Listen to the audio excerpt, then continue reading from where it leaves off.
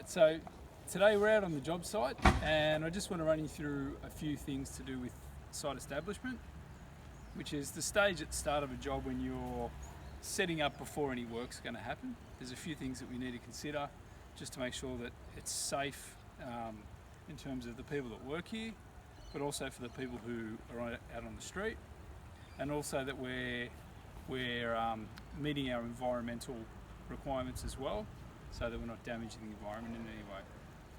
Okay, so the first thing we'll look at is that there's site fencing, and the site fencing you can see here runs right across the front of the property. Okay, but it also runs partially down the side of the property just to stop people coming in and out. Okay, now that site fence has a gate on it, okay, which needs to be locked at the end of every day so that people can't just walk into the job site and hurt themselves. You can see here that we've got this road-based gravel covering the access to the site. Now what that does, that stops any of the dirt that's on the site, which you can see inside here. As machinery's coming in and out of the job site, that machinery is going to drag this dirt out onto the road, which is eventually going to wash down the stormwater, which we don't want, and you can actually get fines for. So by putting this gravel road base down, it shakes the dirt and soil off the wheels of the machinery in the trucks, so that when they come out on the road, there's far less dirt on the road. There's still going to be dirt, but much less than if this was just a concrete driveway or a dirt driveway. Okay, any of the dirt that does end up on the road, we still have to clean up. Okay, and a good way to do that often is to put sandbags at the end of the driveway as well, just to stop it running down the stormwater. We can see here that there is a temporary power supply on that power pole over there, which is there for people to work with, on site as they need power. Temporary water supply, okay, up the front as well for, brickies to mix up their mortar, concretes to wash up, whatever it is, and also for cleanliness on site. Rubbish, okay, a location for the rubbish on site. Now on this site, the big rubbish bags have been used, which can then just be picked up and taken away. Okay, but there's no reason why you couldn't just section off an area and dump your rubbish in there and remove it by truck or you. Down the other end here, you can see that there's a portable toilet on the side as well for anyone working on this site to use. The signage for the name of the builder, okay, their details, so if anything goes wrong we know who to contact.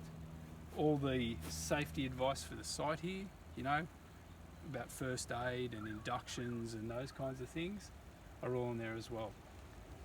Okay, so these things have to be displayed on the entrance to the site. Okay, across the front here we can see that there's this silt fence. Okay, so you see this green silt fence on the front of the site. Now what that's there for, that's there to trap any dirt, silt, that's going to try and get washed off that site. Okay, we cannot let any dirt leave this site and end up in the stormwater through the drain.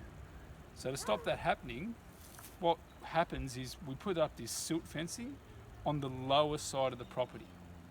Okay, you notice it doesn't run the whole way around the job. Okay, it's not down the back, it's only on this front edge here, and it returns around the two sides as well. Now the reason for that is because the block of land is sloping to this front boundary.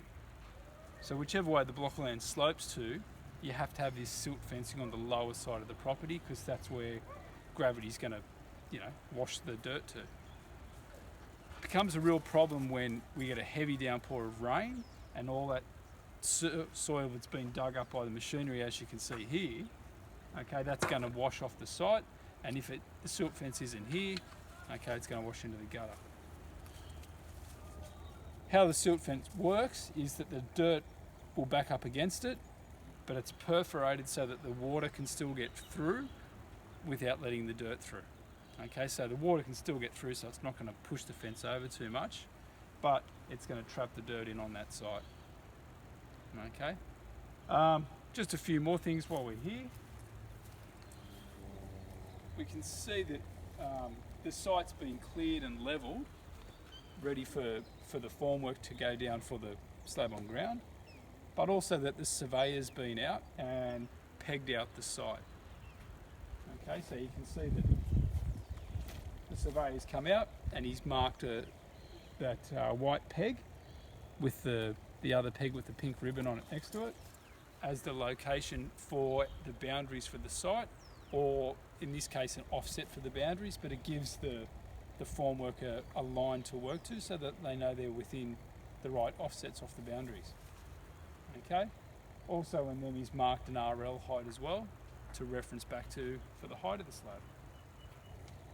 Okay, so that's a bit of a brief rundown of the requirements for, you know, site establishment, setting it up so that it's number one, safe, and environmentally okay in terms of the requirements that way. Okay, thank you.